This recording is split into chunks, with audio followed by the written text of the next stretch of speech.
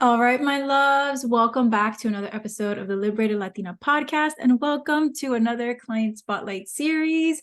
Arguably, some of my most favorite episodes to record because it's always so sweet to be able to get back in a room with a client, especially after a period of time together working so intimately, and be able to just allow them to take that spotlight and get to share all the amazing work that they're doing, not just within their business, but out in the world. So, Raquel, thank you so much for agreeing to come on here. And I've just been like so excited to have this conversation. So, thank you for Yeah, being here. me too. Oh, let's just start off like super basic. Why don't you share a little bit about your brand, the Truly Yours brand, and what inspired you to go into this work? Because you have a PhD, you've been in academia for a really long time, you've been in the classroom, Yeah. but what was that inkling to go down the path of being an entrepreneur and doing the work that you do with your brand? Um, so I always call it was like my journey out of burnout. I had finally gotten the PhD. It took me like 13 years. I always say 13 years of schooling. Many of those years were working full time as well. And I had hit a breaking point where like I was rushing to finish the PhD. And then I finished it. And it's like we all say this, we like have been rushing towards some goal line. We get there, and the sensation and the feeling when you get there is not a sense of accomplishment. Like I had graduation was coming and I was like I don't want to do this. Like what am I celebrating here? It felt like I was celebrating a part of myself that didn't really exist anymore, which is this person who just keeps achieving in an effort to get acknowledgement and acceptance. But I knew 2 years before I finished that I didn't want to finish, but I'm not a woman who doesn't finish, which she said she's gonna finish. So I just went through with it. And then at the end of it, I like joined this really powerful group coaching container for like 3 to 4 months. And um, I joined it mainly because I had a lot of tools by then, and I was still very anxious and felt like I was functioning as though I was still doing a PhD. Like it felt like the running just didn't end, even though the project had ended. I maybe had just taken on something or just like it just was not stopping. And so this group coaching program was really, really powerful. And as a result of going through that program, I realized like what my greater purpose is and what I wanted to do was to coach people. Actually not coach people. What I said was like hold space for women. And so initially I went on the journey of like, oh, okay, my writing, because my writing has always been the thing I've been writing since I've been 12 or 13. And so then I went on that journey of like, oh yeah, let me do this thing with writing. And I want to talk about wellness and women's well-being because I was just like literally coming up and out and using all these tools. And I was like, people need to hear about this. And I need to talk to women of color about this.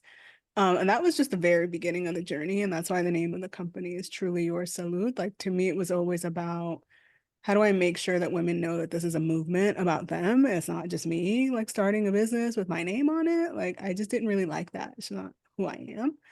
Um, and for me, wellness was like all about all the things like body, mind, heart, and soul. But as I went down the entrepreneurial journey, as I'm sure many people know, you believe you're going to do this one thing, and then you do it or you take a course on it. Like I was like, oh, I'm gonna be a fabulous blogger. I have a personal blog. I can monetize this. Like I can do this. And then I was like, you're stealing my joy away. Like I don't know if I can monetize my writing. Um, and I was like, I decided not to do that in the real world in some senses. I didn't want to do journalism or anything like that. So I was like, no, this is not it. So I went on a journey to hiring people and figuring out like what else can I do? Because what I realized in the well-being journey was like it's time for me to go. It's time for me to leave education. I don't know what the next step is. I don't know if it's full-time work somewhere else in or out of the industry. And so the business has felt like how do I find what I'm meant to do and actually get paid for it? Because I have spent 15 years in education doing stuff I don't always want to do. And so my response always when I'm exploring something is like, does this bring me joy? Is this in alignment with that?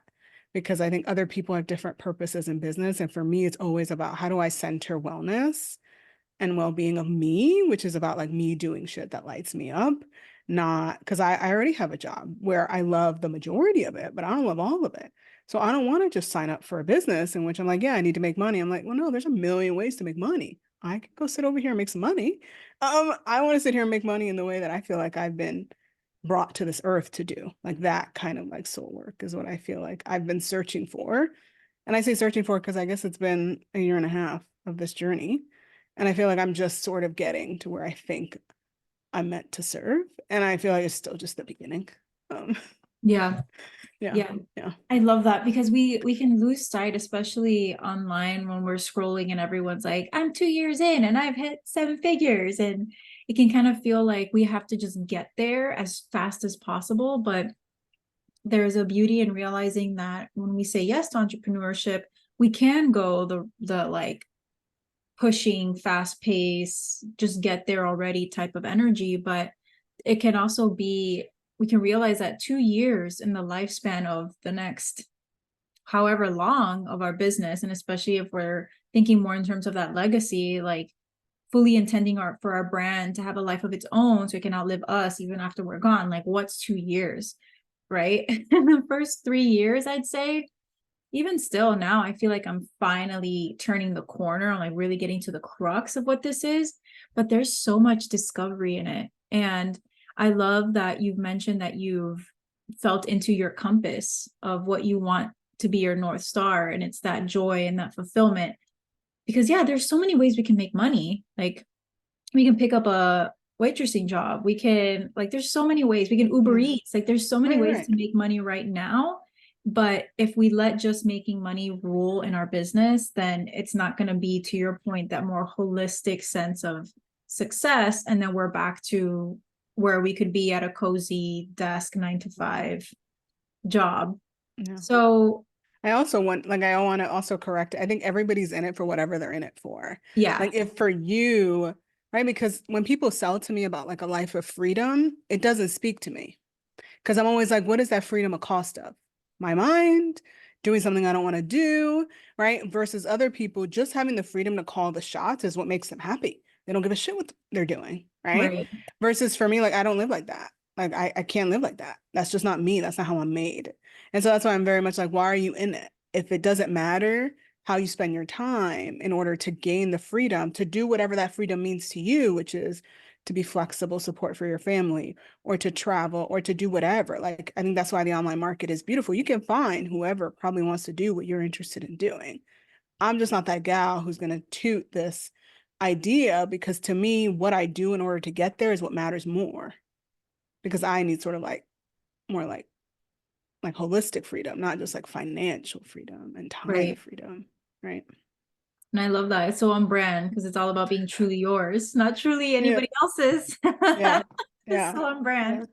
yeah. Mhm. Um, so I'm curious because earlier in the year we met on like a target market research call. And I'm curious, how did you end up getting that link? Was it on my Instagram story? I don't even know how Yeah, you were we're on connected. stories. I think I knew someone who knew you and they had tagged you in something. And then I went to go follow you. And then I think I saw a story. And I was like, that's cool. I haven't met many other Latinos that are coaches. Whatever. Sounds like it's a networking. Like, and to me, it just felt very like it wasn't even connected to what you do. Because I read through the lines because I have a PhD in reading words. Um, I'm an English major, right? And so I was like, oh, this is her like really figuring something out. That sounds fun. And it sounded like it was looking for women like me. So I was like, oh, this is cool. I don't see this anywhere. I've seen a lot of networking stuff, but I don't see many people of color. They're usually sprinkled in with the rest, right? And so I was like, oh, this will be fun. Let me connect with somebody. Because business, I was in a lot of business programs with a lot of white people. And so when I saw you, I was like, oh, this is nice. Um, and I think that's why I signed up. I was like, ooh, no matter what, like I will have met someone who's in the field doing something. And we can stay in contact as clearly she's interested in networking. So yeah. Yeah, I love those calls because that's always a main connection. Like the connection point is the connection. And just Right. like having this room where it's not just like taking from somebody, but also having a space for people to receive.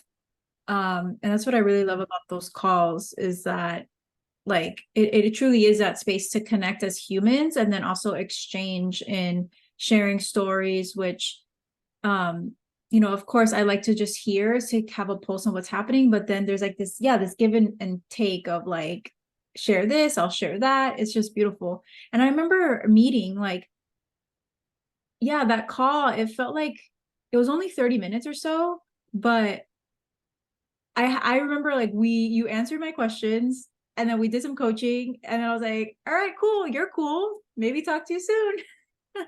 Yeah, I mean, it was really I loved your energy because it just was so detached, but in a very emotionally like healthy way.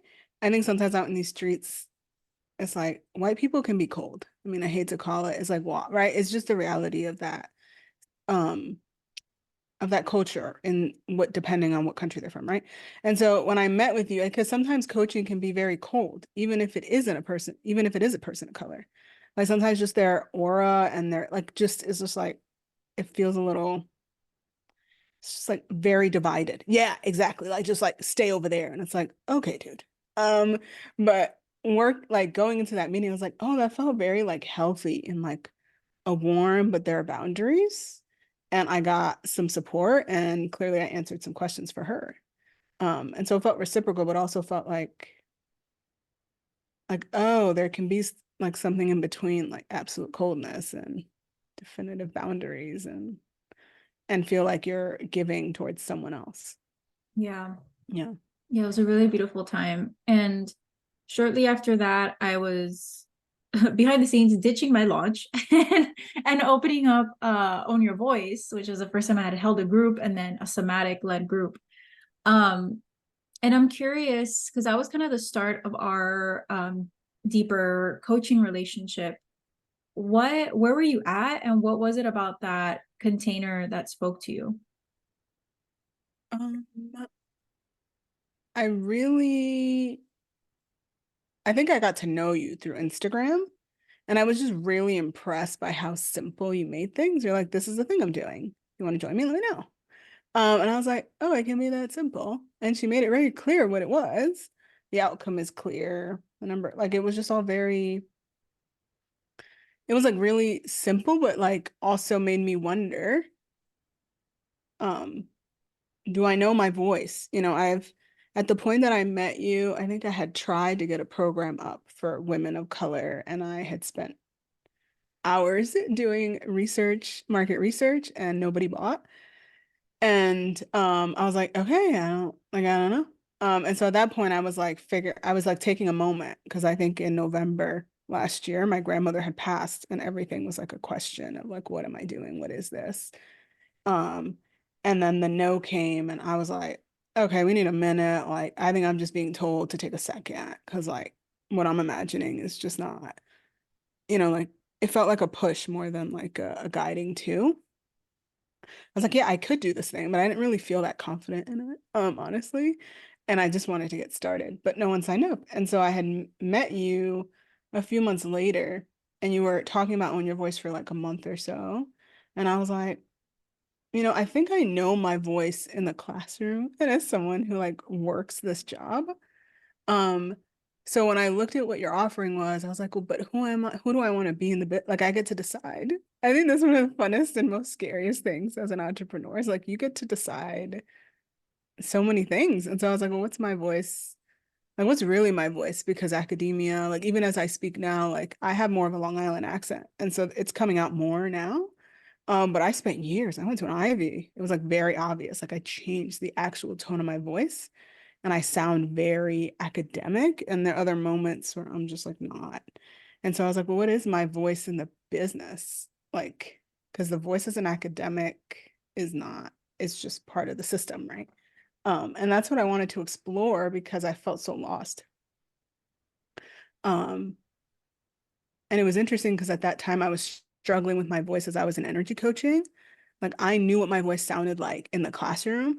I didn't know how to iterate or reiterate boundaries within a coaching or like even like I don't know how to explain it. Like I hadn't taken the things from the classroom and implemented it in one-on-one coaching. Like I actually had difficulty not asking questions, but like making certain parameters clear and guiding the session. Like there were moments I was like, who am I? Like I have been doing this in a classroom for like 15 years. Like you're telling me I can't handle this one-on-one. I'm like, well, you've never done this, right? And one-on-one is very different than group. Group is like very quick and easy for me. But one-on-one was like, oh, I get to guide. It took me like months to realize, oh, I get to like guide the session. I get to like tell them what we're gonna do. Because it's a one-on-one, and because I'm like a person who's recovering from struggling with boundaries, I'm like, well, I can be taken for a ride. And so when I had met you, I was like in the midst of energy coaching school, really figuring out my voice. And I'm like, oh, like I don't have a voice here. I was like, but everybody hears me in my other world. I was like, yeah, because you spent 15 years cultivating that voice. And so yeah, that's where I had met you, and I was like, okay, I think there's something here.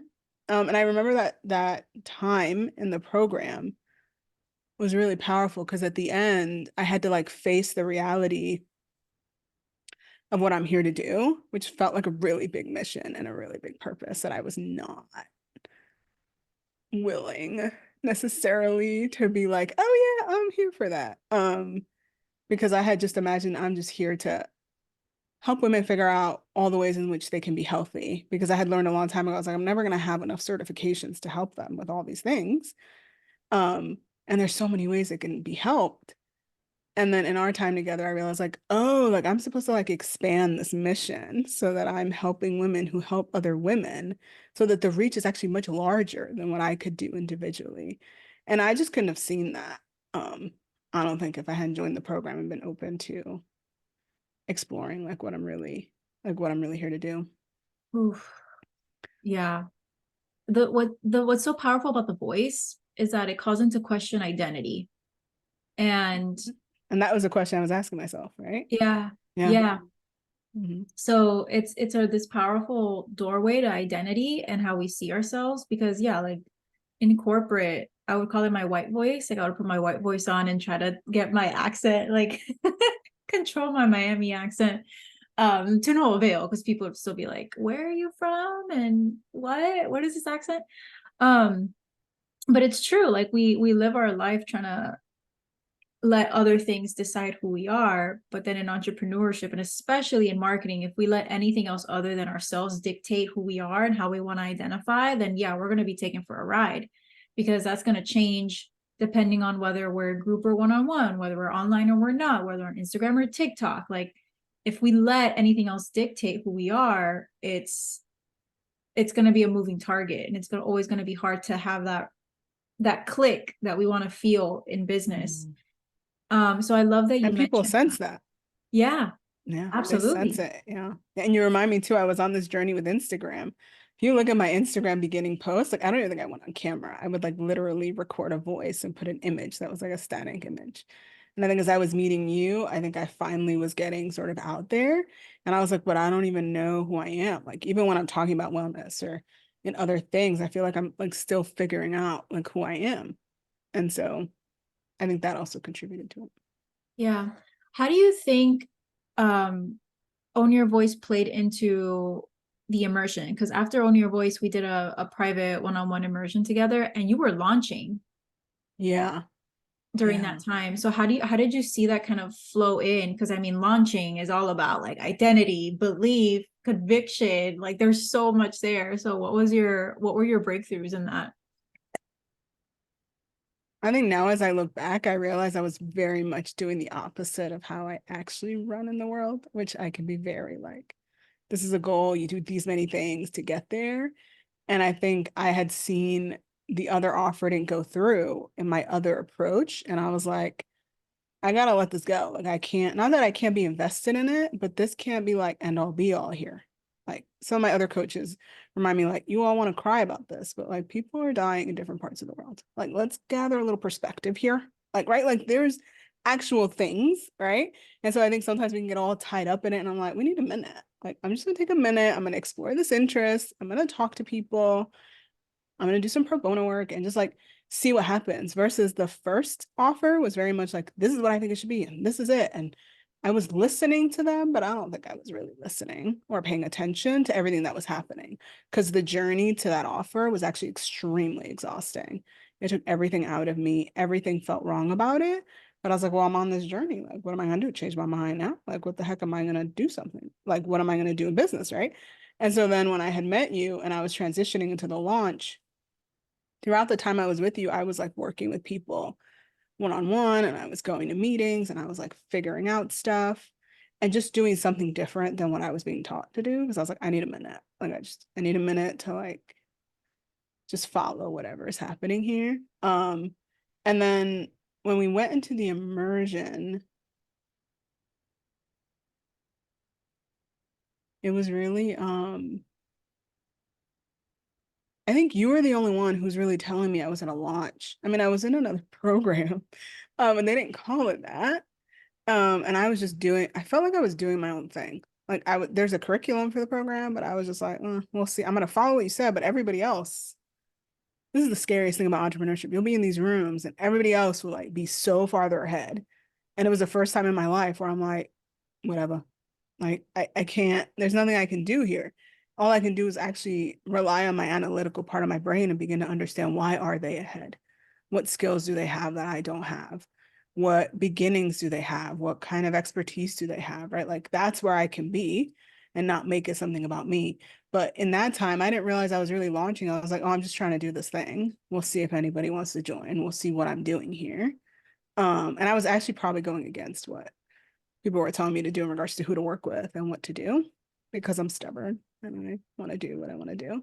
Um, and so in the immersion, it felt like you were asking me to acknowledge that like that's what I was doing. Um, and I think I probably was just scared because I'm like, here I am doing this thing again, and we'll see if it works out. But one of the most powerful sessions from the immersion for me had to do with, I think I was just like crying for most of the session. I don't know what it was like. It was an inner child's like, I Yeah. remember that. I was Yeah. exhausted. And and we were supposed to do something, but I think I just cried and I was like so upset because I felt like I had put in all this time, I had sacrificed all this stuff. And my inner child was like, what about me? I'm like, we'll get there. And she still wasn't having it. And she didn't feel like she was taken care of in some ways, which she wasn't, right? And so, but yeah, that was like one big part of our time in the immersion. But one of the bigger lessons that I felt I received from our time together was like, why don't I celebrate when things happen? Um, like what's behind the fear? Like what is the fear and not celebrating and not acknowledging? And then also like what does it mean to, like for me, like receiving and celebration were connected. And so even if I received, I wasn't gonna celebrate. Like how could I tell other people that I accepted things from other people? It was really, really hard actually. Yeah, there was a lot around receivership, which is interesting, right? And I think for me, just to like give insight from like the facilitator seat, and what I was seeing was that I really wanted you to acknowledge what you were doing, because if we go throughout business, like there's a time and place for everything. And I could just feel like there was an invitation for you to really firm up in your identity around being a business owner and being an entrepreneur, right? And if we get too comfortable always seeing ourselves as the one that doesn't know, or the one that's just like, oh, like this like flimsy thing, um, then it's really hard to like want to go for new things or to want to explore new paths, because the identity is not rooted. We're kind of still seeing ourselves as the person that doesn't know and the person who doesn't have the answers. So for me, it was important to, I didn't even realize that I was like the one that was like, no, this is a launch. But I remember feeling like, no, I really want her to firm up around this identity, because we have to be in order to do. And if we're trying to do without the being, then it's always going to kind of feel like we're chasing our tail around this circle. Um, and it also feels good to know that what we're doing is bigger than just this one little thing, because then with that, we can allow so much more grace and understand why our nervous system is going into such panic, and then do that work going into the inner child and applying that medicine of soothing Because if we never give ourselves credit for the big things that we're doing, then why would we like tend to our inner child? Why would we celebrate? Why would we, like, you know what I'm saying? It's like, oh no, that's just this thing that just I do, and it's not a big deal, and it's nothing. um but I remember that that was so beautiful for me to hold you in that and to guide you through that, because yeah, receivership is, I mean, it's a big one for people of color, like in general. Like, let's just be honest, receivership is not as valued as what are you going to give to other people, and can you put yourself last, and that's how you know you're a good person. But I'm curious because in that launch you actually did have people in the space. How did that feel as you were coming up against this receivership and like celebration, and while having people actually come into this offer that you created? Mm. One of the big things that I noticed with one of the last people I spoke to about it, um, I think it was like one of the first or second times I'd ever run a sales call where I was like totally detached. And actually, I had probably assumed, I mean, we went through the whole thing and I was like, oh, this is, at the end, I was like, oh, after all this person is not necessarily going to be interested in my offer. But I told myself, I said, but I just coached them for like an hour. They could sit and listen to a 5-10 minute pitch. I mean, this ain't no big deal, girl. Um, I mean, right? Like I gave tremendous value. I helped them really consider what they were doing. And so, but it's funny, I like pitched and then it was like, oh no, this is what I'm supposed to do because this is what I actually wanted to do. I talked to you about this other thing, but I'm actually interested in creating this, which is in more alignment with what you're doing anyway. And I'm like, oh, this is what happens when um I allow people also to like I think I sometimes like give and I don't really like even see that people receive it either. And that it's okay for me to be like to take up space after giving other people space. Like it was like a really big moment on the call for me. And I was like, oh wow, I'm glad I just like didn't give up based on my assumptions of what, because I think sometimes you can get on these sales calls and you can like go down sort of a rabbit hole um and sort of get lost in people's stuff. And then you come back up, but unless you're like centered in your offer, it's kind of hard to guide it even at the end. And for me, I was selling a group. I wasn't selling one-on-one, where like one-on-one life coaching or business coaching could be made and tailored to the person in front of you. Like my offer was what it was in regards to a group offering, right? Very different. But it was in our time together where like I felt like I was like, oh, that was the most easeful. It was like the first time I ever dropped somebody in when I started. Like I never done any of that stuff before. I was like, oh no, this is who I am. Like I have to show up the way that I am. Um, because I can't pick and choose what environment gets what part of a cow. Um, and so yeah, like I've been actually reflecting. The program was like 12 weeks, but I was with them I think 14 weeks. And then I gave them some support after. And that was like such a magical time. Um, I think I bought the standing desk like at around the time that I started the program because I was like, I can't be sitting and teaching like this. It's just like not working. I've been like standing and teaching for like years. And I feel like actually doing the program, like the thing that I tell people is like what happened to me, which is like once people are ready to learn from you, like you show up. Like I don't know how to tell people that, but and the part of you that shows up is going to be surprising to you. Like there are still moments I look back and I'm like, oh, like I did that. Because I just don't, you can't always see it until you do it a few times. And so I feel like all our work really helped with that because I don't know if I would have been as confident, like one, telling myself like what's different here? What do I need in regards to like a setup so that I can teach the way that I meant to? And then how do I allow myself to teach in the way that I meant to? Like, because what I was teaching was very different than what I've done in the classroom. And so I was taking the stuff I had learned there, but when I decided to do it, I was like, oh, like that's why I tell people you just have to get started because you don't even, I think people want to like figure out their framework and like do all this stuff. And I'm like, why don't you just go teach it? It's gonna come. And they're like, I don't understand. And I was like, I'm going to tell you, your brain is going to like come up with something. But when I got started, my brain would never have imagined that at almost every session I wanted to do a somatic exercise. In every session I didn't want to lecture. In every session I wanted at least once a week to be in energy space, to balance and to explore things related. I wouldn't have known any of that, honestly, if I hadn't just started, because if I just did it for my brain, it would have just been like information overload Yeah. with like sprinkled coaching to help people with the info overload. And I mean, it's just like that, right? Like if we look at programs, like that's really what it is. I feel like sometimes it's just like straight information, and then they're like, "Oh, we're here when you get overloaded or you have a question," and then that's it. And so I learned a lot, but all that voice work, like I remember this amazing somatic exercise you had us do and own your voice, and that I think I had met myself in my voice or something. It was beautiful. Nevertheless, that image of myself from that exercise is the one I return to when I teach. Like even now, when I help people, my membership, like when I sit down, that posture's not her. But when I'm standing and teaching, it's like a totally different posture.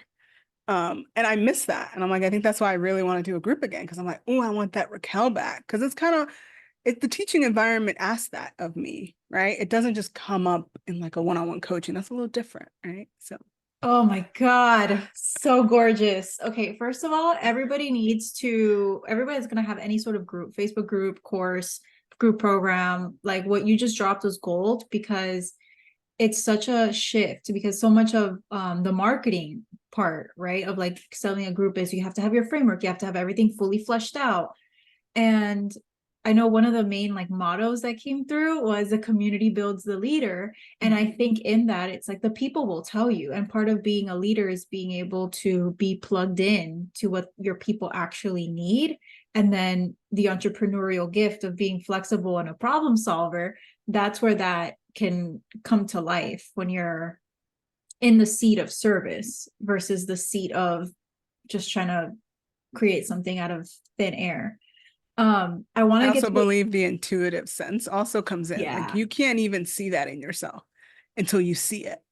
Like you can't even imagine it. Like I'm sure you've seen it too in the way you lead somatic, like the activation stuff. I'm like, I don't know if you would have seen that in yourself before you did it, right? Like it's just something that comes out of you as a gift that you have to like be like, oh, okay, this is what I do, you know?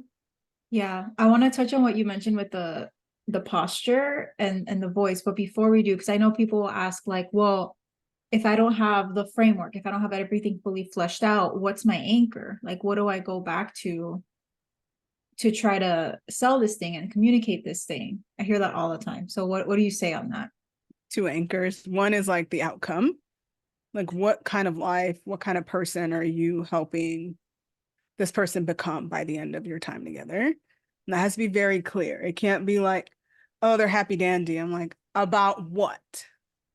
In regards to what? I know in the self-development world, we're like, oh yeah, they'll be able to care for themselves. I was like, so what does that tangibly look like? That means they're going to have like a weekly practice, a daily practice, and a monthly practice, and you'll teach them to plan for the year. Do you see how like specific like that is in comparison to I help you take care of yourself? I'm like, I don't know what that Or be your means. authentic self. Like, what does that mean? What Nobody is, knows what that means. yeah. So being very clear on the outcome in the sense of like, you can be clear on like what's the knowledge you want them to have, what are the topics related to that that you feel like you need to introduce them to, but you also need to be very clear on like, well, how are you gonna know that what you gave them actually resulted in something that changed their life? That's what the outcome is. It allows you to see as a barometer, right? And then the second thing I say is like, I'm a professor, so I'm like a syllabus. So if you look at what I did with my group program, I like mapped it out. I think I did every section the way I thought I would. Like the topics were there. Like I knew what was guiding me. You know, what I didn't know was like every single week how I was going to break it down until I was in that week. And I think that's because I love like in the moment getting a tap on like what is going on here. Because there was a point in the middle of the program, I was like, yeah, there's no more content right now. Like they're super at this point, and I think I'm here at this point energetically. And so we need to just like play with one another. We need to like figure out that. But if I wasn't paying attention to them and I just wanted to fill out the schedule, I wouldn't have done that. And so I always tell people build in like a week of buffer so you can account for what the things that you can't account for right now.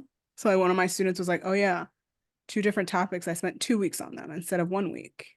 I'm like, right, because that's what happens, right? Like people, you're the expert, and so you know it and you think it's going to happen immediately for them, but it doesn't. So those are the two anchors for me. Like, what is it you want them to get out of it? And how will you know that? And then like, do you have an outline for how you want to get them there? Like whether, and that outline can include like, what are the topics and what are the exercises that you want them to take part in? Yeah, I love that. That's really for Own Your Voice. I mean, I don't know if you all knew this, but like every week I would kind of show be like, all right, how am I going to facilitate this? Like I had the week by week, but yeah, and I think it's also like the gift of being generators too. Like our sacral is always in response. So it was hard for me to like fully flesh out a 6 week journey. Like who the hell knows where people are going to be week 3, week 5. Like there were certain milestones that I knew we were going to get to, but I don't know what it's going to look like. So I think it just gives people a lot of freedom and life force back, to be creative and to trust that when you're in it with them, you won't have to guess what they need, you'll know, and they'll give you the information. But it's just about setting that strong frame for people to initially come in and like relax into, and then the community builds a leader, which is such a Yeah. badass motto for your brand. I also want to remind people Yeah. that if you just because you think you're like new at something doesn't mean you can't charge what you want for it. And also doesn't mean that you're as new as you think you are, per se, right? Because there's a ton of teaching skills in the ways that people coach people. Like you have skills in you that you've been using in other ways. And so remember that. Um, and then remember, like, if you think you're scared, think about your students. Right? Like I'm always like, get in the students' shoes. You think they might be excited, but they're also kind of scared. Like most of us, when we start something new, we're like, what's gonna happen? You know what I mean? Like, so like remember, one, that like they're just as in their boots as you are, really, no matter what you sign up for. People are like, oh fuck, like what did I sign up for? Not in like, I don't know what it is, but like, what is it gonna ask of me? Right. And then two, like people care more about the attention that you give them than the particularities of your curriculum. And I think I underestimated how much people enjoy being a part of something that's being developed. Because it's like, wow, they get to shape it with you. Like, can you sell them on that too? Because I think people find that to be special. And if they don't and they want something more formal, then there are other people in the market who'll give it to them, right? But those are just my reminders. I love that. I love that so much. So yeah, side note, if anybody is building out a group program, course, anything, hit Raquel up. And if you already have something established, but you want to take your group to the next level, you want people to get even better results, strong sense of community, customer loyalty, Raquel's also your person. So I just have to shout that out. This is just like tip of the iceberg of like the wisdom that she has. So what I wanted to go back to though was around the voice. And I can't even tell you, like I could cry when you talked about like viscerally feeling the posture. I call it the leading voice. Like when we connect to our leading voice, it's your body. This is what I love about somatics too. It's almost like you're building muscle memory. So you step into these certain rooms and your body knows how to take shape and ground and then be able to execute, deliver.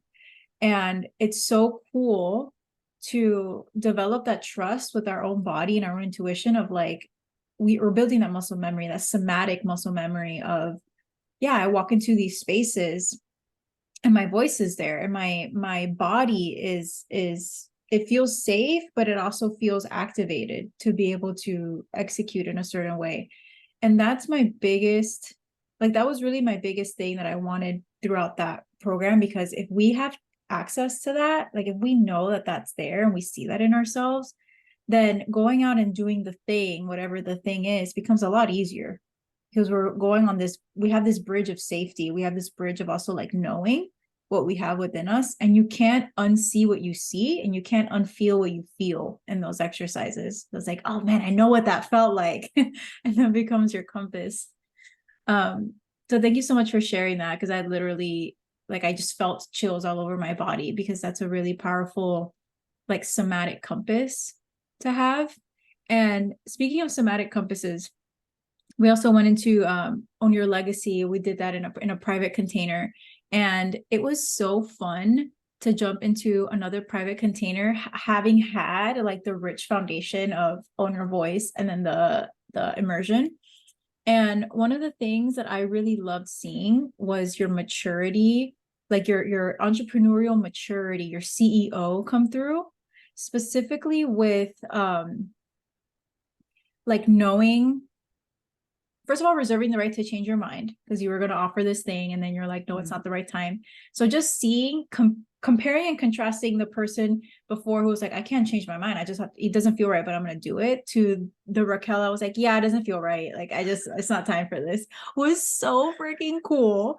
And then the version of you that was also like, you had this somatic compass of, yeah, I think this is a season where I just need to go this route and like develop this curiosity, and I want to learn more about copywriting, but in this way, and I'm gonna go that route. Like, it was so fun and fulfilling to see you in that fuller ownership of like your CEO cycle, your CEO pattern, your CEO like somatic cues. Um, so yeah, I just had to say that because that was so fun for me to see. Well, one, I appreciate you reflecting that back to me because I think I forget about the journey and I like it all just like melts into a hot mess of have I figured anything out yet? I think it's right. Um, but there is something, it was, I mean, I was sitting on like trains and automobiles, sending you Voxer notes, still in touch with my body to be like, fuck no or fuck yes.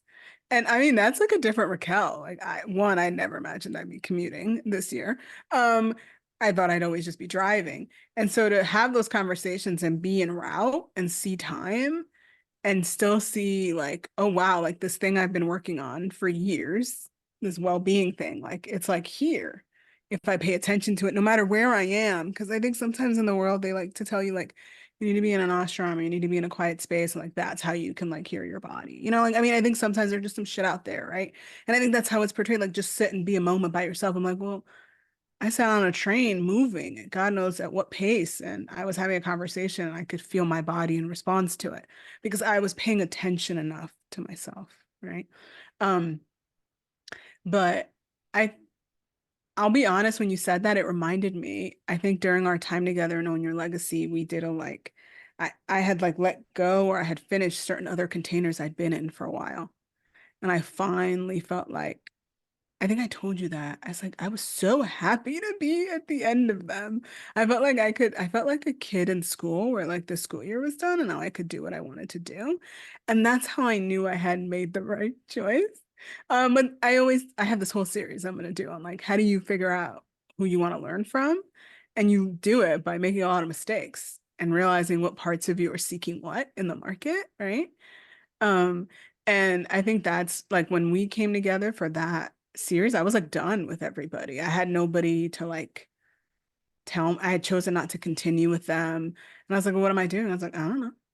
What I'm doing is I'm exploring my brand, which was really helpful because I think I was like very when you're like I think I had met you after that time I had finished a launch and it had failed. Even though I don't like to say that because I got a client out of it. So it's not really a failure. It just failed to meet the goals I had set for it. And I was like, okay, what does this mean? And I was just taking a moment.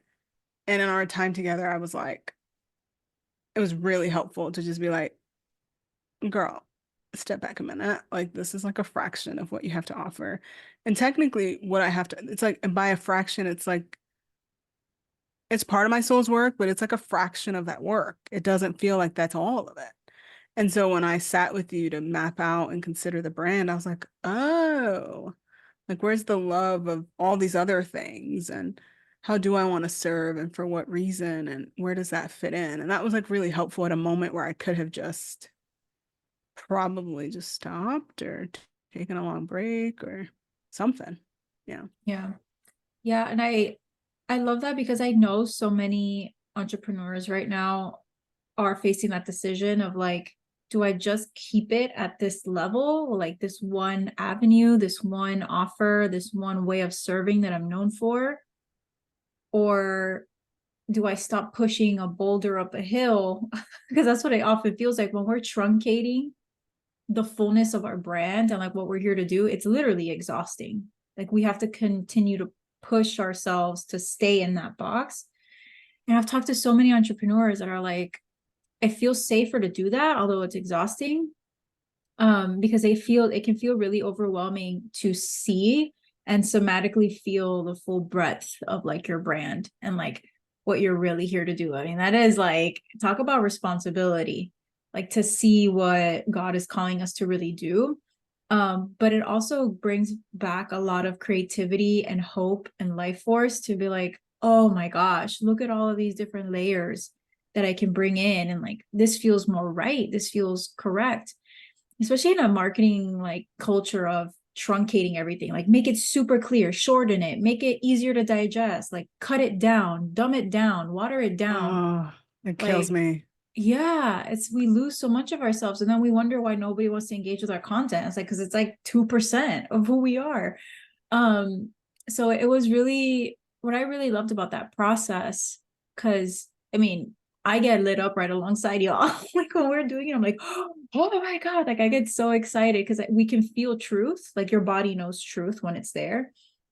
And it was so cool to see like physically mapped out all of these different elements of truly yours. Oh, like it was like so fun. And I feel like going into, next year, 2024 and all other years, I think that's going to be a trend where we're going to see people bringing together things that, elements of their brand or elements of their expression or of their gifts that they've left separate, either like separate accounts or separate businesses, or they've just kept hidden. We're going to see a lot of people bringing it all together because this truncated version of us is not, we think it's safe, but it's actually becoming this like block.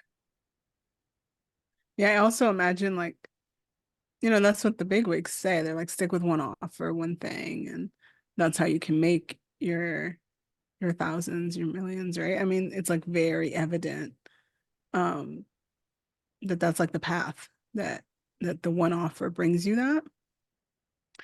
But it's also bullshit, right? Because if you pull the curtain behind it, that one offer may be like a third of their business because then they're bringing in people to all the other damn offers, but they don't want to talk to you about that shit because they're only telling you if you bought something on the first level from them, right? Like that's what I hate about this world. Sometimes I'm just like stop crying because like, how many other masterminds you got though? Like even if you got one more at the price tag you charge, that shit's like 50% of your revenue though. Like let's be for real. Stop telling, oh, the other things will happen. I'm like, okay. What if some of us don't want to work with the same client at 3 levels? Right? Like I think that like that in the coaching world, it's like very almost formulaic.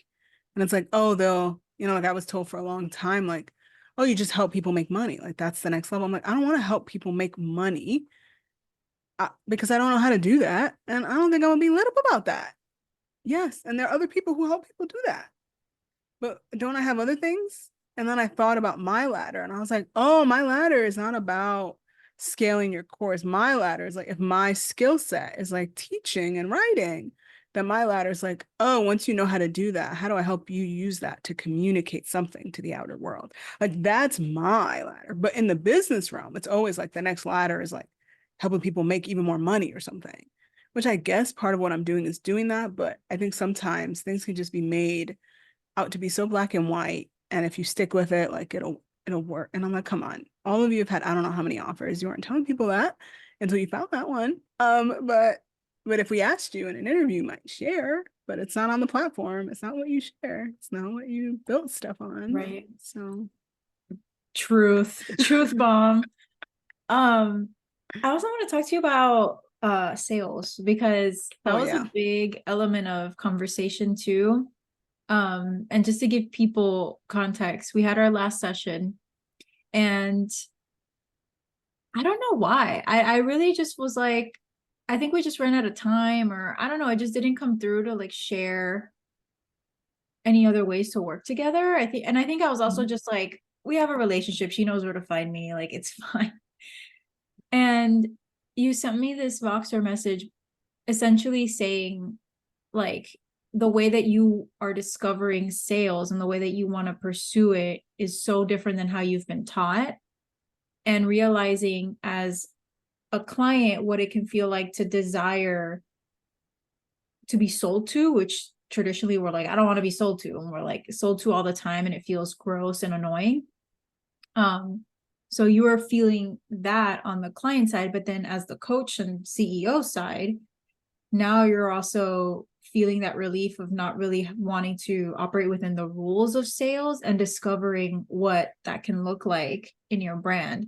And I just love this conversation because so many people are fed up with being sold to, number one, and also selling in a way that feels like it doesn't feel right to them. The conversation of like, you have to get a yes on the call, and you have to get payment on the call, and you have to, meet these certain things on a sales call, and if they have an objection, you have to beat it and like coach them at, like, there's just so much bullshit around sales. So I would just love for you to share a little bit about what those different awarenesses that came in were around, because I feel like so many people, especially going into the new year, are on this boat of like, how am I going to sell in a way that is in integrity and also, effective, of course, because we're business owners at the end of the day. Yeah. I mean, I think I had sent you this message because I was sad for the first time ever that I had never been pitched to um at the end of something. Like usually there's even if you're continuing with someone, they're like, these are other supports. And I found that sentiment to be really odd for me because I usually get stressed and I'm like, okay, they're going to say something and I have to be ready to say no because I have no more money to spend at this moment. And I have to like, that's like me. Like I always say I'm a codependent in recovery, like saying no and being ready to say no is something I have to ready my body and my voice to say. Like it doesn't, people are like, oh, but you speak so wonderfully. I was like, yeah, but I'm a people pleaser. And I'm like, how dare I say no? Even if I don't have the money, I'm like, well, I guess I could finance it. Like I just like literally struggle with that. And so at the end of our session, I was like, well, what's that about? I wanted Daisy to offer me something. I'm like, yeah, because Daisy's awesome. And she like actually really helped me. Um, and there's something about working with you that like ties me directly to who I feel like I'm supposed to be in the business, but sometimes can get lost in the noise of when you get into the work and when you listen to people and all that stuff. And you're one of the first people I've met that when I work with you, it's like a return. I'm like, yeah, but you know, a return to myself. And that was a very odd sentiment because I have spent a long time going to these coaching calls for like sales calls for like 5-figure investments, 4-figure investments, um, and not knowing how to say no, even though the answer is clearly no. Um, or I'm like, oh, if I get on the call, then I'm like, oh, it's got to be a yes because that's why I'm getting on the call. Um, otherwise I don't get on the call. Um, and I think in our journey together, it made me like really think about like, oh, if I want Daisy to pitch to me, I'm like, what does that say about my investments in the business now? Because in the past, the investments are very much based on like, what do I need? Who do I need to invest with in order to get what I need? Rather than like, I think I made an investment in you and something else from a place of like, oh no, I've been wanting to do this. Like these are the people. Like there's another branding program I bought into that isn't starting anytime soon. And then you, and I was like, oh no, those are like conscious choices that I'm excited to because they're not necessarily to me like the actual direct relation to financial ROI. I've tried to move away from because of what's happened in the first few programs. Have I received some of those? Yes, but have I received enough to recoup the initial investment? Not necessarily all the time. And so now this is part of the learning I was talking about before. I was like, well, how do I get into this and give it due diligence without it being in like survival mode of like, I got to do this because I got to make back the money and I got to do this. And if I don't make the money back, then like, where am I going to get the money to pay the investment at the end? Right. Like, I mean, it's like a never ending. And I was like, it's like the first time a year later where I'm like, oh no, like I want to do this because this is what I feel like is the next step in the journey of the business and what I'm exploring for myself rather than like, I need this thing to do this thing Yeah. versus even like when I signed up for the copywriting, I was like, I'm like so interested in this. I don't know if I want to do done for you work. I said, but I don't want to join the other copywriters that just teach me for my brand because I'm such a wordsmith. I'm like, I can figure that shit out. I'm really like, oh, how do I like understand the psychology of what these people are doing online to see if I agree with it or not? And I was like, that I can get into. And at a price tag where it doesn't destroy me to be in a position to just learn, right? Yeah. Because it's like, I think that's what the high amounts sometimes, unless you're in business and you're bringing in higher amounts of revenue, like you're newer and it's extensive. It can hurt. And then your body's sort of out of whack. And that's why I like working with people for like 3 to 6 months. I'm like, no, we're not doing this course thing on some like crack speed where like then you're stressed out and then that's what you think you finna like maintain. Like that's not healthy or helpful for you. Like this has to be at a place where this is what it feels like to give. This is an offering that hopefully will continue to give to you in your business. Like we can't start that on some like stressed ass level. Like it's just too much. Yeah, like it's really hard to go through the transformation process when we're already starting from a dysregulated place. And that's what I have come to question, even like with my own sales practices, because, similarly, I've been mentored by these people that have a bunch of zeros and commas next to their name. And it's intimidating to think, well, who am I to challenge them when clearly it works? Like they have the results. I don't have 7 figures in my business yet. But something that kept bringing me back was like, I don't want to sell on the back of scarcity or fear or like FOMO, like this idea that you're Oh, not going to get there if you don't hire me, because I don't want people. First of all, I'm not Jesus. I'm not nobody's savior. Second of all, that's like the beginning of codependency though. yeah. And also, like, I don't want somebody to go into a dysregulated state to work with me, because I'm putting double burden on me to get them back into a regulated state to then allow them to transform. But then also for them, like, how are they going to really get the full depth of transformation and growth if they're already starting from -10 as far as energy? Um, and and I think for me too, reflecting back on the times that I've made investments out of a dysregulated state, the biggest thing for me was, to your point, like, I need to invest in this because without this and this person, I'm not gonna have, like, I don't have the power or the smarts or the whatever to get this result. And that's a Mm, sticky line, right? Like that's a sticky line to dance on, because if we're already coming in seeing ourselves as not having the power, we're going to be prone to doing a lot of things, or yeah, getting results, but getting results that then 6 months later burn us out, because from the start, from the jump, we said we didn't have power.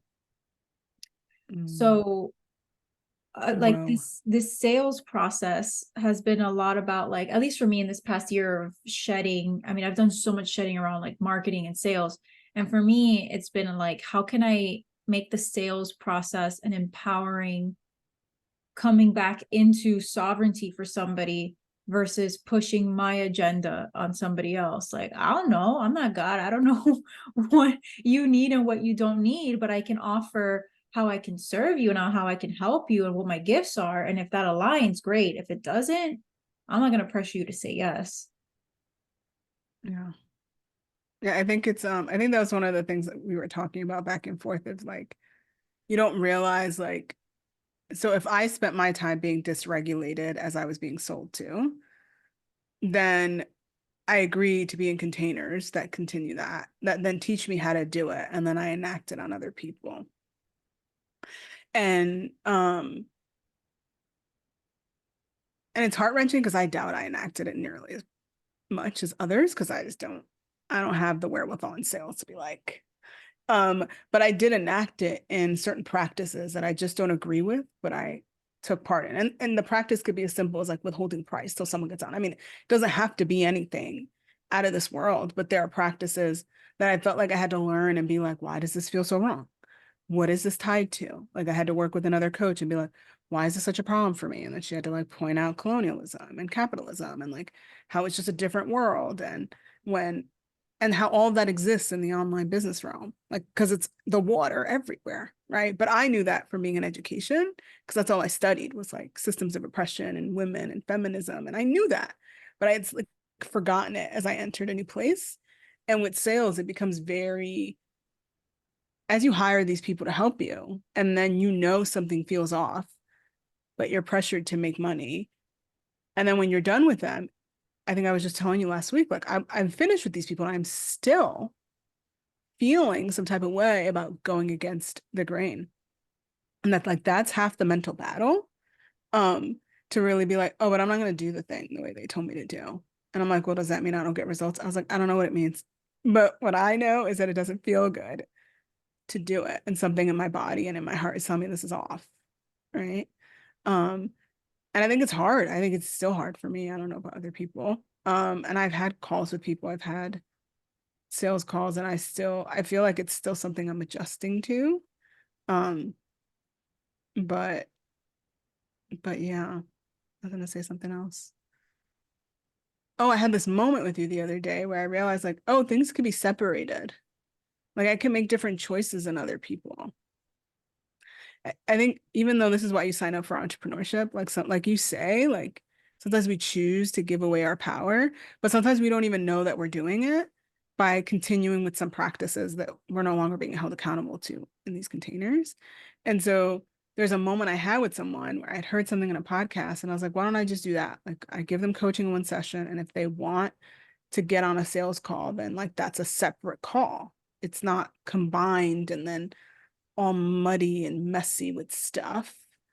I was like, how would that work? And it actually worked out well because in the consulting world, it like actually helps me to get clarity when I'm done with you to see like what was really coming up there. Um, and what like where do I envision they could do whatever with their course or group program, like that space. And it was only 2 days, really helped me be able to consider what would sales look like if I decided to run it this way. Like, could I set up better boundaries for myself so that I'm more detached? And that then the first call where I go in to serve is also me learning about these people. And then the second call is just more about me learning how to do sales. And if it ends up being a sales call at the end of the coaching, then like that's great. But they've consented to that after I've said that that's not what we're going to do. That's a very Yeah. different parameter, right? But trying to do all that just feels so different from what we're taught and what we see and what other people do. Yeah. Yeah. It's like get somebody on a call, and on that first call, you're supposed to coach them, give them value, pitch, and get them to say yes, and get them to hand over payment and a deposit. It's like, whoa, like that's a lot to do in one call. And just a lot of energy. And I know for me, like I started testing that with target market research calls, because like I set the intention, like this is not a sales call. I'm not gonna come up here and tell you that this is for me to like ask you questions and for you to get coaching and then hit you with a pitch at the end. Like this is two separate things. And yeah, like sometimes people are like, wait, so how can you like do you help with this? And I'm like, that's a separate call. Like let's honor the intention. And I don't think it's about making sales this like, because I've heard the argument of like, well, sales is natural, like we shouldn't fight it. It's like, well, it's not really about fighting it. It's more so about giving it the respect that it deserves, and knowing that when we have a sales conversation, we're asking somebody to make decisions and consider what's going to be best for them. And that deserves the respect of having more than just a pressured conversation and digging into their pain points and like asking them to connect to what they want and being like, well, what if that doesn't happen? Because if you don't sign up, that's not going to happen. Like I this hate that. Oh my manipulation. God. Um, Yes.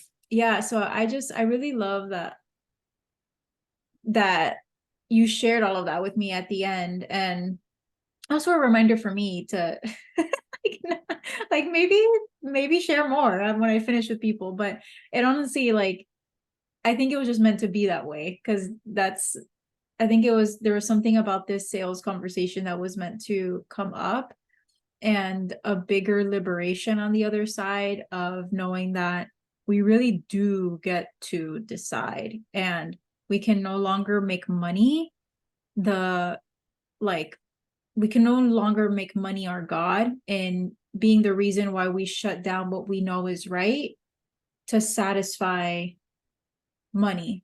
Like money is the byproduct of us delivering value, of us being in our gifts, of us serving people. And whether we want to share the price publicly or not, like that's not going to dictate our business going to seven figures or not. Yeah, and what you reminded me too. I think when you're early in business, like for me, I think I had this like awakening a week or two ago. I'm like, oh, like I just think people are lucky to have me for some reason. And it comes from like an upbringing of like I feel like I'm just being accommodated. So like sometimes even I feel like my entire relationship with sales is a relationship with self and how I navigate like the deepest relationships from my upbringing, right? So sometimes I go into sales like, oh gosh, like I'll just be lucky if I get a client, rather than like thinking like, well, how special would it be for us to work together? How how supportive could I be to this person's way of being if they choose to move forward with this? Like other times I'm like, and then I'm like, well, I only have so many spots. Why do I act like I could coach anyone? Right? Because I work full time. So I'm like, I don't, and I love coaching. I don't think I want to work one-on-one with folks as a full-time load either. Um, so I'm like, there are moments in the sales process where I'm like, well, what is this? Like, what is this revealing to me about what I think about myself? Because there are moments where I'm like, oh, well, they're just like, I don't know. Sometimes I'm like, oh, like, I don't know what the word is. But sometimes I'm just like, oh yeah, I guess it's nice that I could help them or something. Right? Like that I'm not much. Right? And they're like, oh, I guess I'm lucky to have a client, right? Rather than like, yeah, but I cultivated how many years of knowledge and education, and I know how to communicate in certain ways, and I have this innate ability to ask questions that help people get somewhere. Like, I'm really just gonna think that that's like not of value. When I show up on the call, or like just in the way that I engage with sales, because I think that's also part of it with me. It's just like it just revealed a lot about myself, and I'm like, oof, you know. Yeah. It reveals anywhere where we are not fully realizing our own value, because sales and people's, yes or no's, people showing up to the calls or not, like that will quickly mirror back what we believe to be true about ourselves. Um, this was so good. Thank you so much for taking the time to go through and like debrief a whole year's worth of work and of growth and of evolution. Um, and honestly, it's just been, I say this to every client, and I hope it doesn't lose meaning, but it really is such an honor for me to have the seat of seeing that evolution and like seeing your growth and seeing your process. That's like the most special seat in the house other than God. It's like the most special seat in the house. And I feel so honored to have gone through this year with you. And I'm so excited for where Truly Yours Salud goes next year. It's going to be so good. Thank you so much for your support. It means a lot. All right, everybody, where can people hang out with you? I know you're on Instagram. I know you got a Facebook group, so tell the peeps where they can chat you up. Yeah, so on Instagram, you can find me at Truly Your Salud, so SALUD. And that's where I post the most often, probably. And then in my Facebook group, I give away free goodies all the time, in the sense of like, if you're feeling stuck, I have all these different kinds of digital products. I think in the new year, I'm gonna roll them out for people in there and test them and see how it goes. So it's gonna be so much fun. So definitely join us in there. And that's where I like go live. And if I always tell people, if you need like a quick education on creating a course, it's like in the guides of the Facebook group for free. And other fun things. And so yeah, that's where you can find me. Amazing. All right, everybody, make sure to hit Raquel up on the interwebs, join her Facebook group, and we'll see you all in the next episode.